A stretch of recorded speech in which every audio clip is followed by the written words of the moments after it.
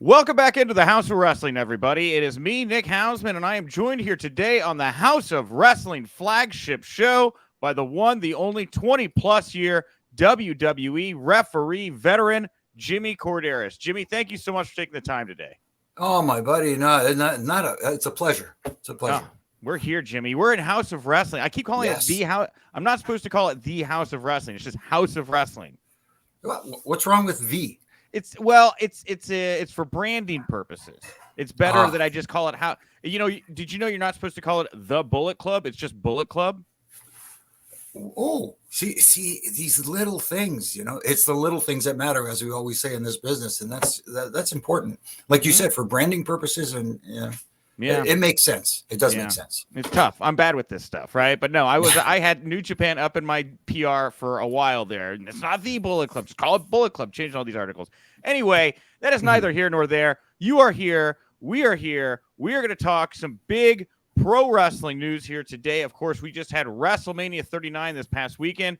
ROH Supercard was also this past weekend as well as just really a cavalcade of pro wrestling in the Los Angeles, Hollywood area. I didn't get a chance to make it out to Big Gay Brunch. Would have loved to have done that. I heard Bloodsport was also very, very good. New Japan, like we just referenced, was also in town. Heard they had a great show. So tons of pro wrestling to talk about. We're going to focus mostly on the WWE news here today because I don't know if you all have heard, there was some big WWE news that broke here over the weekend. Now, before we get into that here real quick here, what do I have to do? What are my things here up top that I have to mention? Oh, yeah, of course. At WrestleMania, Jimmy, I got to participate in Media Row. I got to talk to all these wrestlers, Jimmy. Mm-hmm. Yeah, see, that's one of the fun things of being part of the press is you got to do that. And the couple of times that I've been down as on this side of the fence, as opposed to being a part of WWE, it was very interesting trying to interview people you were friends with. Do you know what I mean? It gives you a greater appreciation for the media side of things. And this was they did it big this year. We had 2 days of Media Row. We had Thursday and Friday morning SmackDown, NXT, Raw talent. I got 18 interviews with more than 24 WWE stars. That's got to be like at least a third of the roster right there. You go over to Premier Streaming Network. They are the company that sent me out there. They hosted all of our video content, all of the interviews, all of the live streams from the scrums. You go check that out over at Premier Streaming Network, and they were nice enough to release all this stuff. I think I don't know that they put it behind their paywall, a lot of it. I think a lot of it is up just to check out for yourself for free, and it's all over their socials as well. So please go show some love to our friends over at Premier Streaming Network for hosting all of that great WrestleMania content. And, of course, we're right here right now on Premier Streaming Network doing the House of Wrestling flagship. This is where you're going to see it first run every Tuesday, Thursday, noon Eastern, Premier Streaming Network before it goes up over on the podcast feeds where you can go subscribe as well. Go buy a shirt, ProWrestlingTees.com, House of Wrestling. And I just want to say I'm going to be bouncing right from this conversation here with you, Jimmy, to a very big, hard-to-get interview that I have in about an hour. And I think fans are going to be very excited. We're going to start things off hot here for House of Wrestling coming out of WrestleMania, Jimmy. That's awesome. I'm looking forward to seeing who's coming up next. Hey, who could possibly top the former ref? Jimmy, it's hard. It's hard. It goes Jimmy Korderas and then everybody else underneath it. So to go a little above Jimmy, oh my goodness. Yeah, now everybody's gonna say that arrogance, SOB. Well, if there's anything that people associate you with, it's pure arrogance, Jimmy. You are so arrogant. That is a epitome of you. Yes, I ooze it. Ooze arrogance. Jimmy Korderas over here. He's got that rarefied air like Richard Holiday, right? So. All right. Well, let's get into the news. So much to digest here. Now, there was news breaking on Sunday afternoon coming out of CNBC that WWE could be poised for a merger with Endeavor. Now, but before we get to that, I had heard the news just like everybody else, Jimmy. They get me into the press box. They give me this little badge, right? They put this little red dot on my badge. That means that you're media that's allowed in the press conference. I get the little dot, and I'm like, oh. Now, I didn't get to ask a question the first day in the press conference. It's fine. It happens. I kind of like the pacing of theirs, so whatever, bite the bullet. I was kind of confident I was going to get a question on the second day because I didn't get a question on the first. And then this news broke, and I go, you may have hit the jackpot here, not asking a question the first day. I didn't care who it was. I wanted to find out what they thought about this particular story. Now, didn't get called on for Bianca Belair, but then comes to the stage Roman Reigns and Paul Heyman. And so I'm going to throw it here. And if you're listening to the podcast, you can hear this. But if you're watching us, you're going to be able to see how this played out. Let me play it here right now. Thank you very much. Congratulations, Roman, on your victory. Nick Hausman, House of Wrestling. Question for both of you. Huge news broke this afternoon from CNBC. It sounds like there could be a big change in ownership for WWE maybe as early as tomorrow. What are your reactions to reports that WWE could be acquired by Endeavor, potentially merged with UFC? And, of course, Paul, we already saw you getting into it with Conor McGregor over on Twitter. Thank you. Oh, that's look the look they give each other.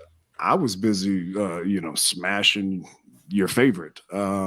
So, yeah, I don't really know too much about that. Today was a busy day for me. Whatever happened, I'm sure they're all very lucky to have me. I know that much. You got anything on that, Wise Man? Yeah, he has a bad habit of starting problems at press conferences. Yeah. You care to ad-lib and maybe, rebuttal him? Yeah. No, he knows he has a bad habit of asking bad questions at press conferences. Let's say the improv or whatever, right? Yeah. All right, so that's it. You wasted your question. All right, good night, guys. All right, and there it was, Jimmy, for the whole world. I think I had a WrestleMania moment right there. See, and that's what it's about. You didn't do the twisting, burning 450 hammer Phoenix splash. You did something that got people invested because you asked a question that, especially someone like a Paul Heyman, you're expecting, who's a great talker, right, would have gave some kind of, brilliant answer. And all of a sudden he went after the House of Hausman. No, you don't say house. The House of, just House of Hausman, House of Wrestling. Yeah. Hey, I didn't feel got at, it was cool to be in that moment because Paul's looking right at me. Mm-hmm. And I believe that Paul Heyman has some awareness of me before this. I've never talked face to face with Paul, but I believe that he's aware of me and my work. I'll put it that way. Right. So this is really kind of him looking at me like a novelty. Like, I cannot believe who this kid is. And it was just a look I will never forget. He never broke eye contact with me the whole time. To have Roman Reigns coming right off of, biggest victory of his career, arguably. For historical purposes, put a lot of people in their place. We'll get to that here in a little bit. It was very, very cool. But I didn't get any response. There was one thing that Roman said that I thought maybe kind of gave it away.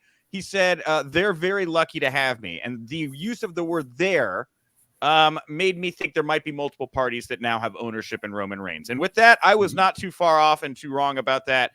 News came out from CNBC, again, confirming this all, that Vince McMahon's World Wrestling Entertainment has agreed to merge with UFC to form a new publicly traded company controlled by Endeavor Group. Endeavor will own a 51% stake in the new combat sports and entertainment company, while WWE shareholders will have the remaining 49% according to the terms of the agreement. The deal values WWE at $9.3 billion and UFC, which is owned by Endeavor, at $12.1 billion. The company said that, of course, in a press release. Now, the transaction is expected to close in the second half of 2023. Shares of WWE fell more than 2%, and Endeavor declined over 5% on Monday. Ari Emanuel, he's going to act as chief executive of both Endeavor and the new company. That's what they said. McMahon, likewise, he's going to be the executive chairman, while Endeavor president and COO Mark Shapiro will also work in the same roles at the new company. Dana White, he's going to stay as the president of UFC. WWE CEO Nick Khan, he's going to stay as the president of the wrestling business. The board is going to consist of 11 people, 6 appointed by Endeavor, 5 by WWE.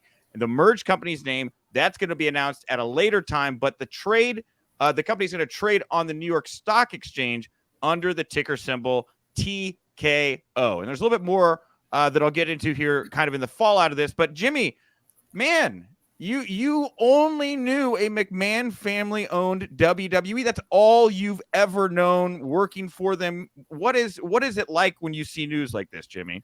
It's both shocking and in a little bit of a weird way, not surprising, because Vince is a businessman first and foremost. Yes, he took this wrestling business and people could like him or dislike him for whatever reasons, changing it from pro wrestling to sports entertainment, whatever reasons you dislike Vince McMahon. The man is a great businessman, and if he sees value in doing this, he's doing it for a reason that he thinks will benefit his company and him as well.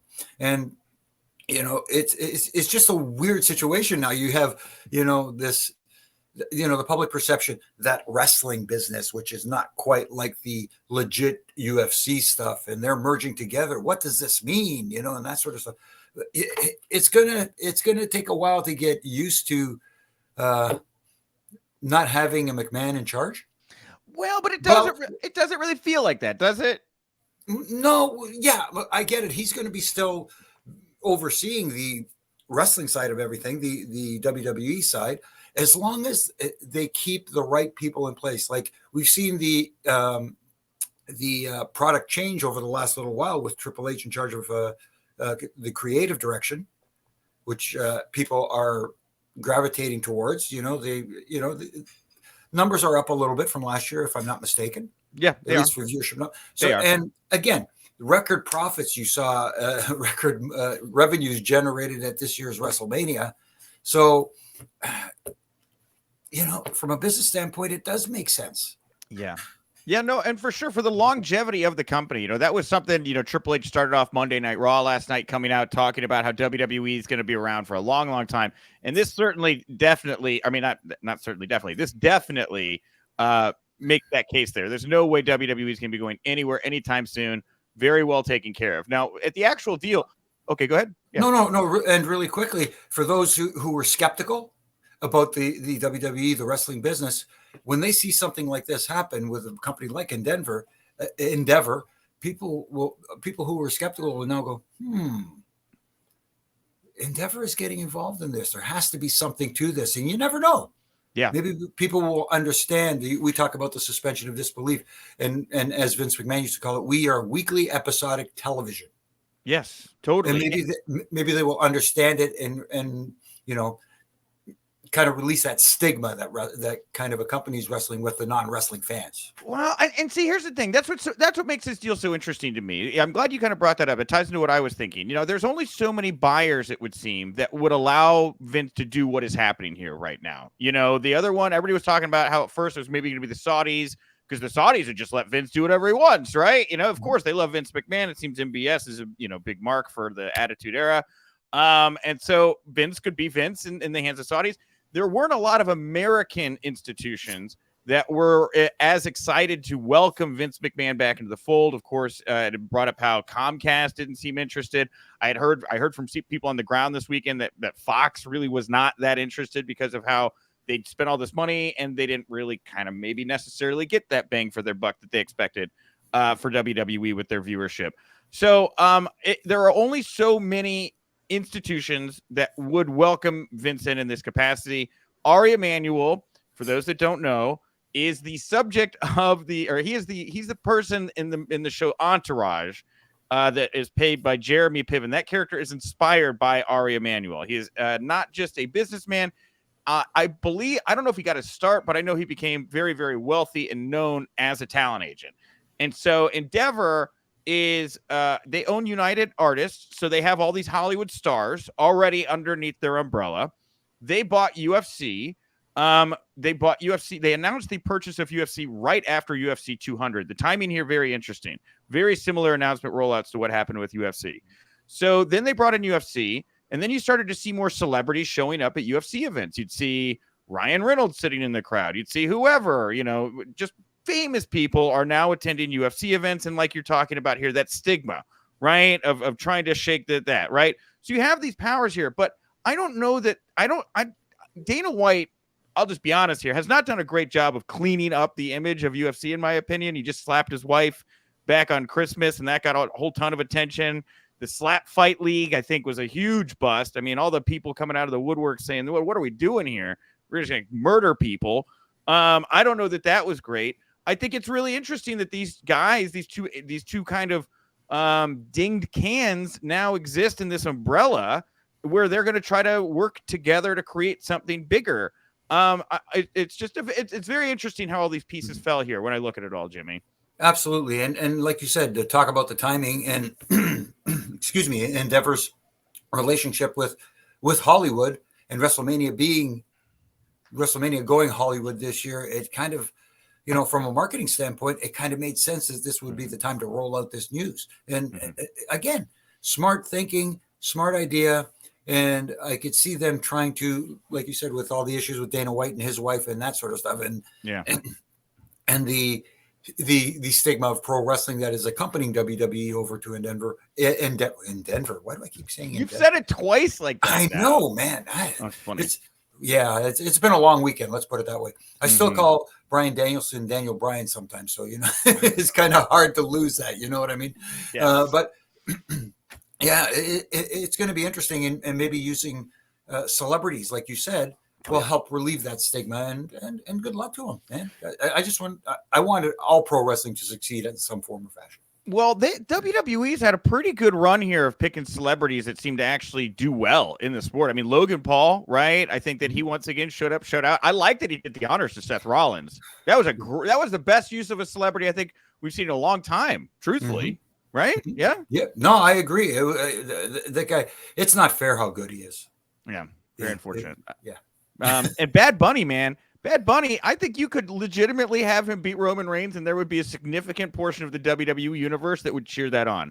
I don't get it. Well, I don't either, but hey.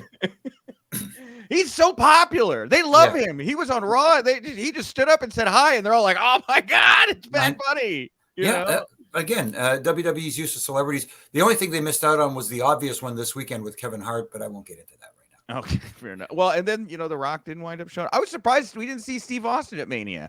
They were selling Stone Cold Steve Austin Hollywood 316 shirts. I wonder if something happened there. I don't know. See, a lot of questions. You never know. T-shirts, that was weird. Well, the story didn't stop there in terms of the sale of WWE to Endeavor or the merging with UFC, whatever you want to call it. Vince is back, right? After being out in the weeds away, he's back. First of all, he has this mustache and dyed hair that he debuted in public at the Hall of Fame. I don't have it pulled up. I could do a screen share of it, but you've all seen it. First, the thoughts on the look. First, your thoughts on Vince's new look, Jimmy. I don't want to get in trouble with the big guy, but you never know. Just when I saw it, it just made me think of Gomez Adams. What can I tell you? Yeah, Gomez. The hair is darker. The mustache is like pitch black. Look at even I'm fair much younger than Vince, and even I'm got to hit the Just for Men here. I was getting big Vincent Price vibes personally.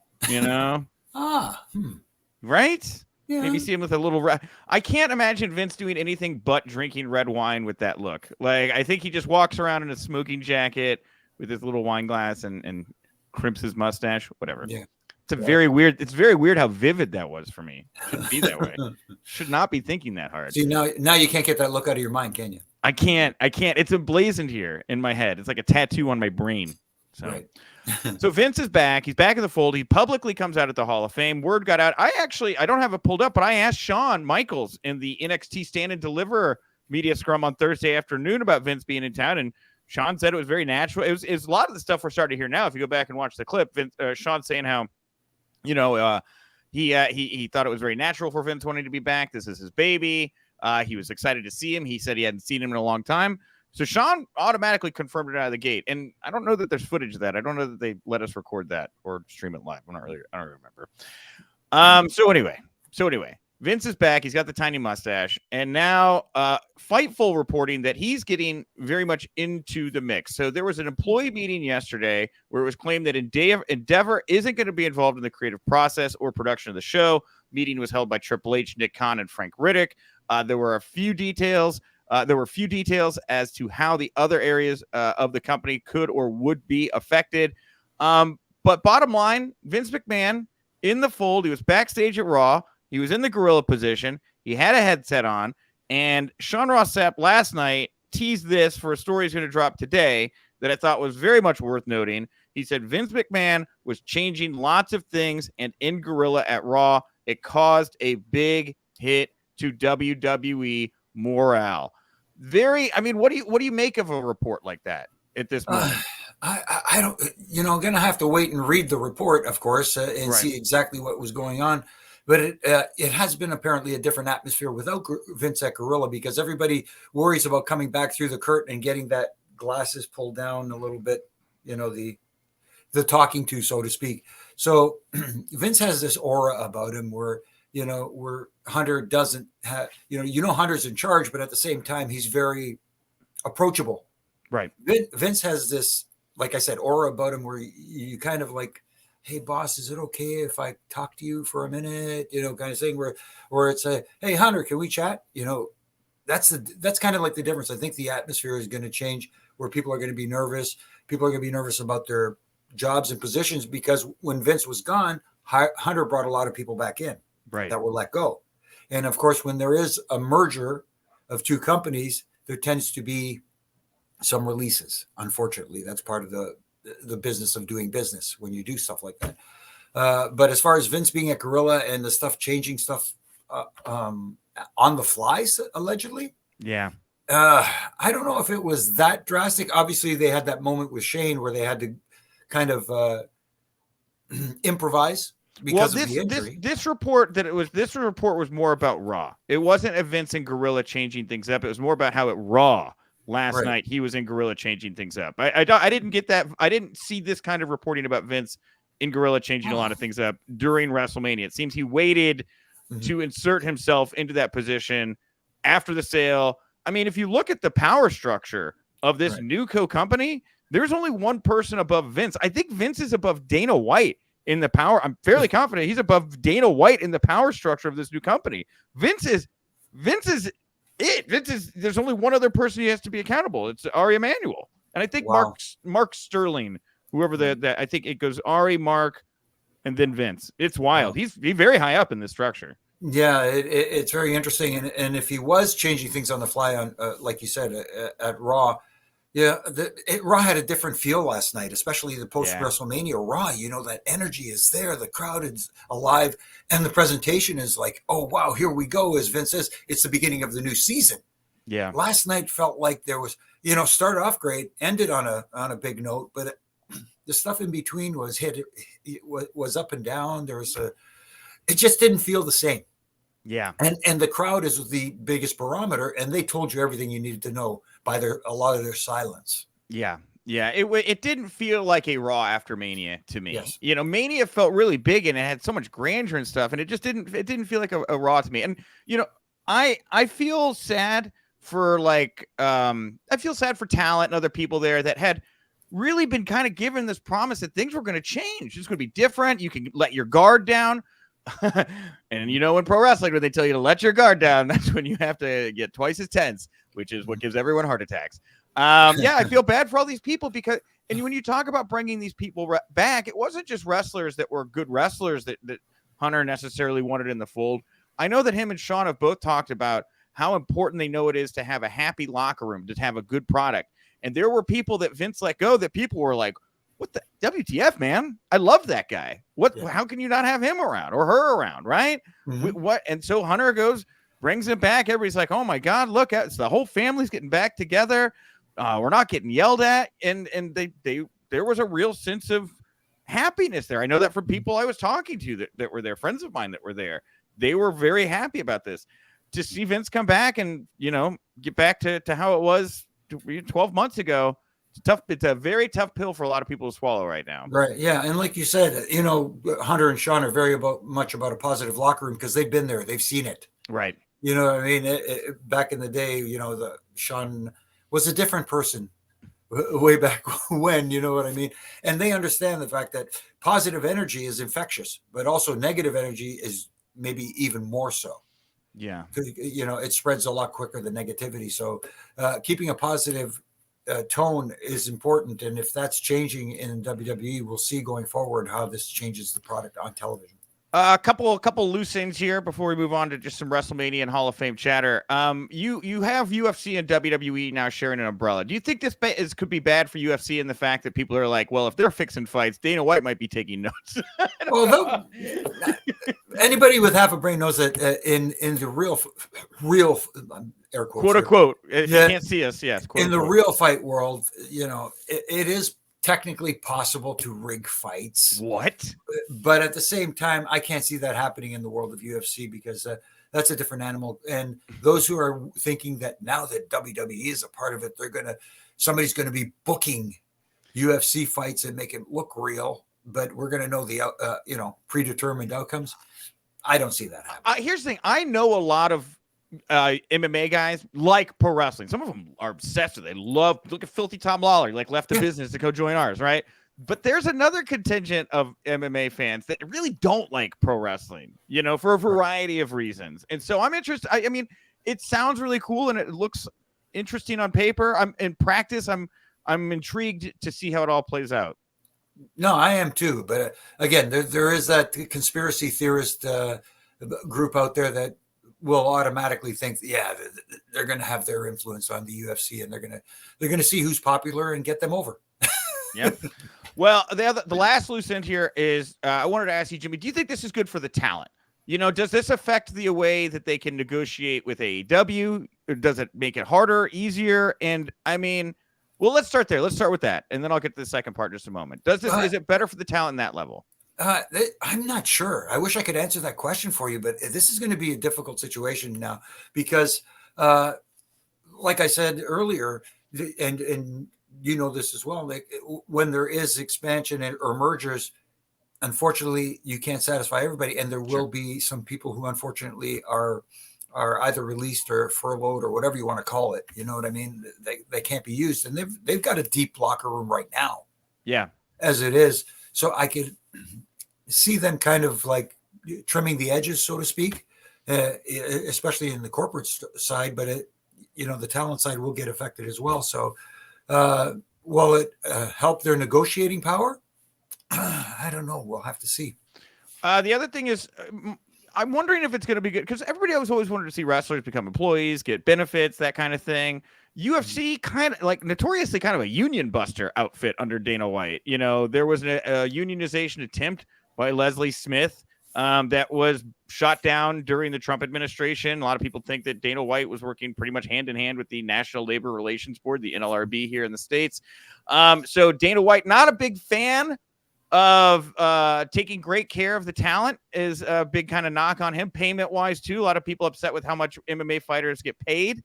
So, but at the same time, you look over at United Artists, which is again Endeavor's original kind of endeavor, with all these Hollywood stars. They have a union, actors union, right? Do the wrestlers get lumped in with the fighters or the actors? That's where I'm wondering in this, as far as treatment goes.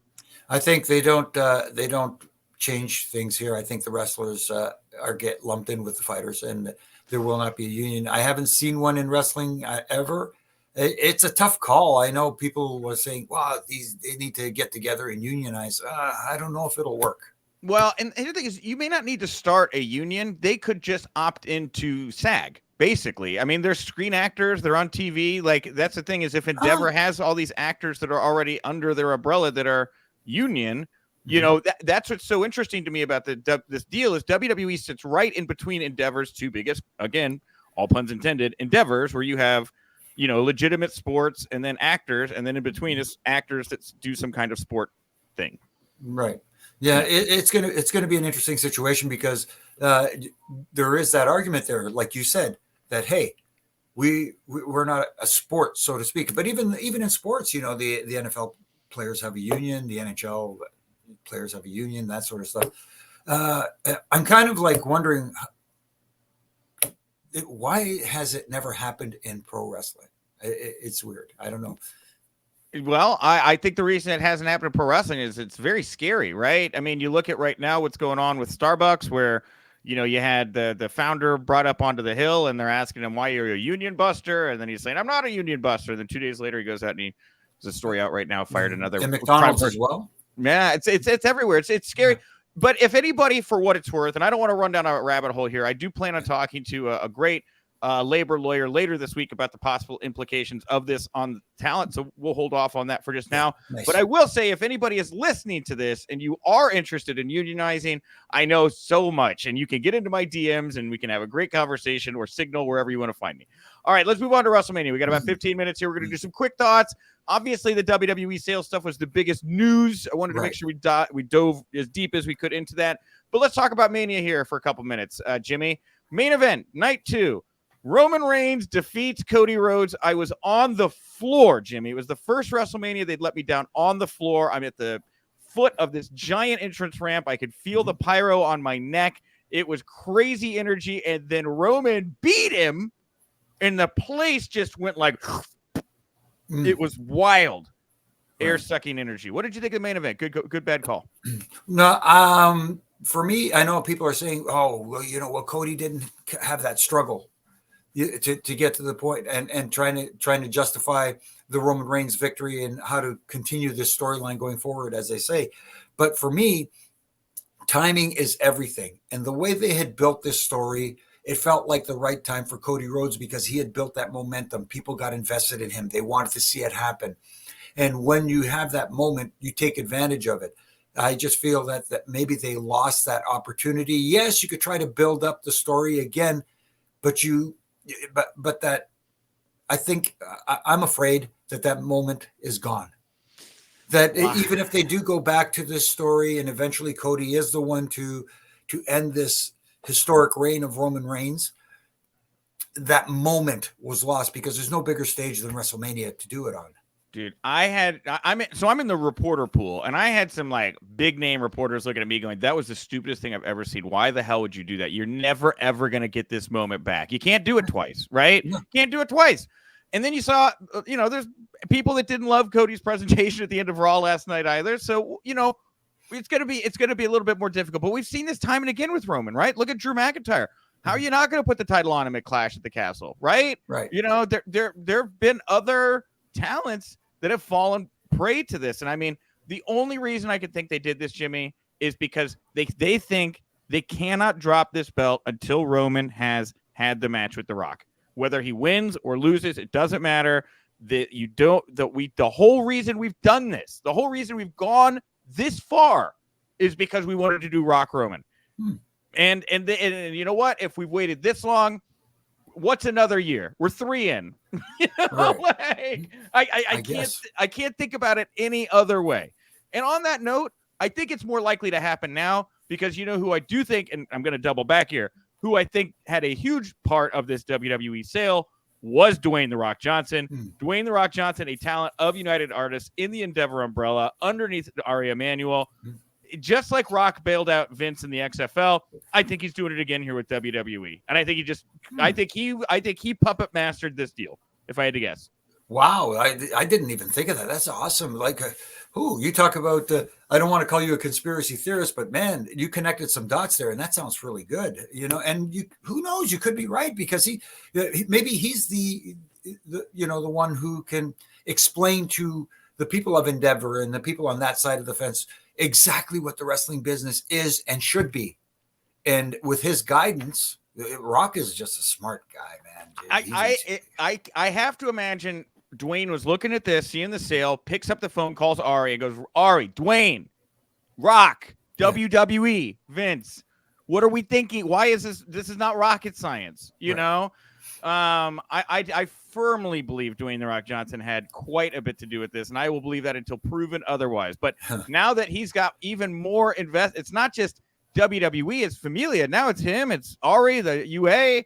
We've already seen him. He's been in UFC. He's put belts on people after matches. I mean, this is everything. And I don't know if the two things are tied together to the creative or not, but I have to believe that the only reason you sacrifice Cody in this moment is because you think you have this $1 billion attraction match with Roman and Rock when people can get their affairs in order. I like where you're going with this. And after hearing it, it does make sense. Right?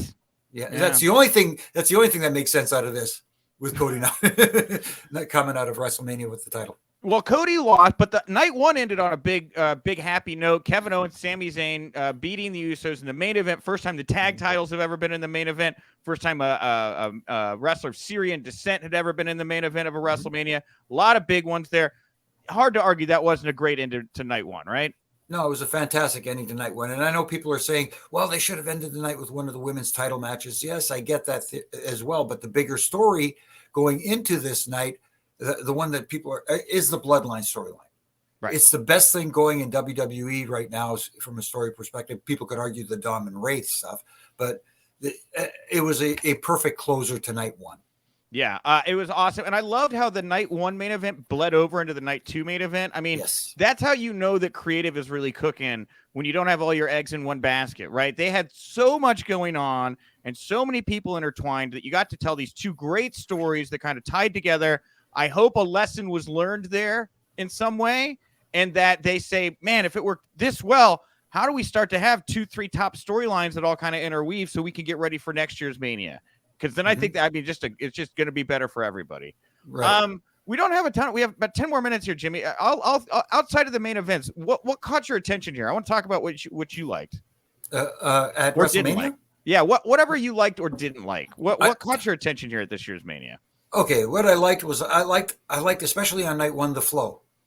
Okay. I liked the way it went, and everybody is gushing over night one, and some people are knocking night two. I didn't think night two was bad. It just didn't. It was, it's tough to that. Hey, follow that. It was a tough act to follow night one, but I thought this year's WrestleMania overall was a hit. They did a heck of a job. They furthered some storylines.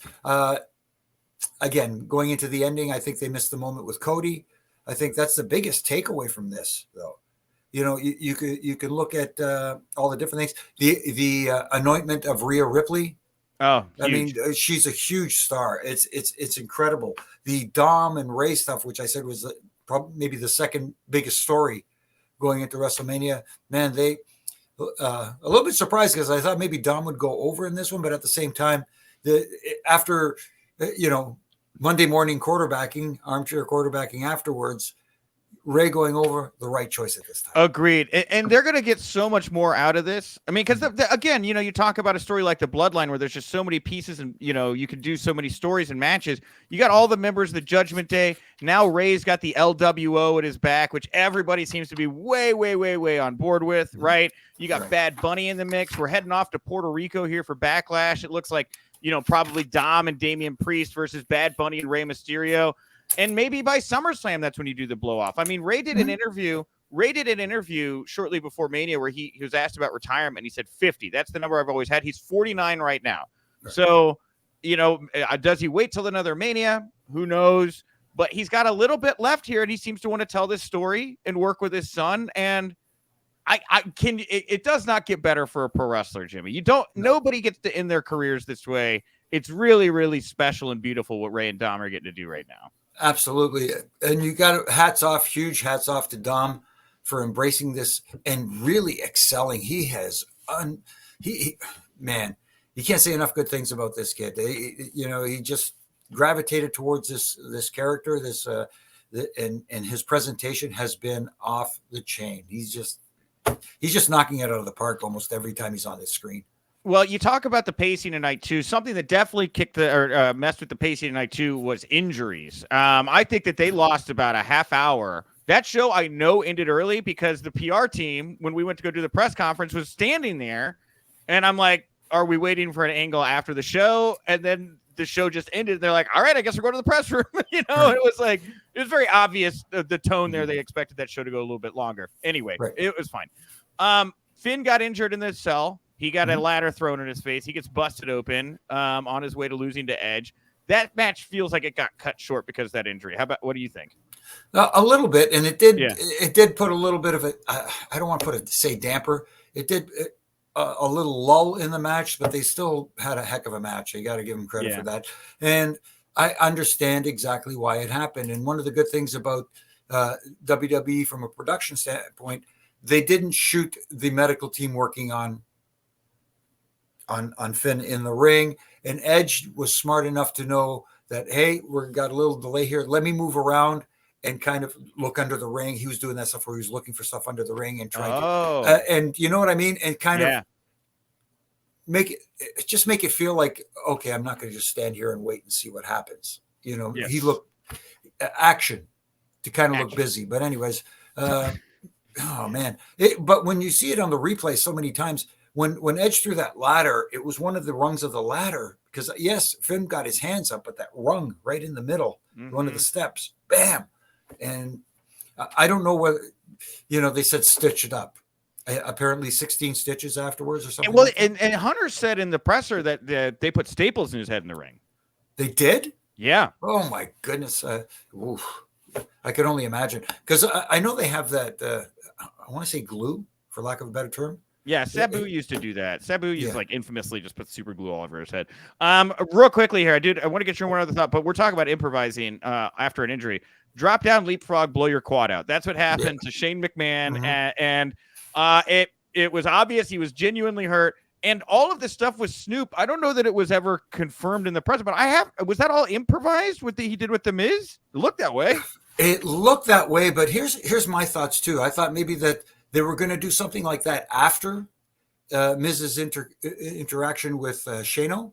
Yeah, but they had to go to that early because of, you know, obviously Shane was going to have his moment first, right? And that Shane will depart, and you know maybe Miz gets up and gets in Snoop's face, and they have their interaction then, right? That's if that isn't the case, because all the stuff they did looked like it was something that was supposed to happen. It was wild. That is a consummate professional in Snoop Dogg there. Yeah. For him to walk over Shane and be like, "You good, cuz?" Big pop, huge laugh, and then just walks over and pops Miz in the face, gets it going. Seamless. Props to everybody for making the best of it, including I have to give Jessica Carr her thumbs up too, because that she's the communication, she's the conduit that bridges everything together. She has to convey the messages back and forth that she's getting in her earpiece. Last thing here, talking about referees. Tim White went into the Hall of Fame. He joined Stacy Keibler. He joined Rey Mysterio. He joined Andy Kaufman and the Great Muta. Obviously, Jimmy, we've talked about it for years. We've been doing punditry for a long time. When is a referee going to go into the Hall of Fame? Finally, we have a referee in the Hall of Fame. Very, very, very deserving. Tim White. I mean, go do your history. Tim was basically like the right-hand man for Andre the Giant, right? Yes. Notoriously. And then was a huge part of the Attitude Era. Even accepted the worst series of video vignettes in the history, the most tasteless vignettes in the history of professional wrestling. Took that ball, ran with it. I don't even want to get into it and describe it, because if you've never heard of it, it will make you very, very sad. Yes. But anyway, consummate pro. Your thoughts on Tim going in, a ref going in, all of that? I mean, you can make an argument on who could have gone in before him, but no better choice than having Tim go in as the first referee into the Hall of Fame. I know people are going to argue, oh, what about Teddy Long? But Teddy Long didn't go in as a referee. He went in as an overall character. And you can make that same case for Timmy, because like you said, he was the one who was Andre's right-hand man, and because, you know, it wasn't easy for Andre to travel. Right. And Tim made sure that he was taken care of. Tim looked after Andre. They were good friends too. Andre loved Timmy. And I don't know anybody who didn't like Timmy. Anybody who has, you know, I hate to sound very cliche, but I have never heard anybody say a bad word about Timmy. Even guys who are getting thrown out of his bar for misconduct, the friendly tap there, were saying, oh, it was almost like an honor to get thrown out by Timmy White. But anyways, I'm just trying to digress. But Timmy was an awesome guy. He was a great friend, a great mentor, and I couldn't be happier and prouder to have not only known him, but called him a friend. All right, everybody. Well, what a fantastic note to wrap up the first House of Wrestling flagship show after WrestleMania. And this is really the formal beginning of House of Wrestling here. First run on Premier Streaming Network, and then shortly after, it'll be up in your podcast feed every Tuesday and Thursday, noon Eastern going forward. It's going to be me. It's going to be a different co-host. We're going to have a rotating group of people coming through here, talking the news with me. Today we had Jimmy. When you come on back on Thursday, I booked him before Mania thinking, man, I hope there's some like business stuff to talk about on the other side of this. I lucked out. Thursday, I'm going to be joined by WrestleNomics, Brandon Thurston. Jimmy, I'm so happy to have you today, Brandon Thursday, because today I got like the emotional, I've worked for the company kind of reaction to this. Thursday, we're going to get the soulless financial look, business look from Brandon Thurston about what this all means for pro wrestling. So come on back for that on Thursday. Of course, find us on your podcast feed. We got this big interview that I'm going to drop here probably tomorrow. And of course, and like I said, the podcast stuff. Anyway, I'm brambling here. Brambling. That's a word I made up. Jimmy, anything you want to put over here before we wrap up today? Yeah, I'm doing my things, and especially on all my social media platforms, I do my Ref and Rant on a daily basis where I have a little fun critiquing what we see, and not to tear down, but to help tighten some screws. I want to see this business get better. And I'm just giving my opinion on certain things. And also, for the last little while now, my good brother in stripes, Brian Hepper, and I have been talking it up on the Reffing It Up podcast, which drops every Wednesday. And this week we talk Hulk Hogan. Oh, well, go check that out. Jimmy is just a wealth of knowledge. It's not just one show. It's like several shows, and then he gets on all these other shows. There's so much you have to contribute, Jimmy. I'm so happy I got to talk to you today, man. Thank you. I always love talking with you. I appreciate it, buddy. Always a fun time talking to you.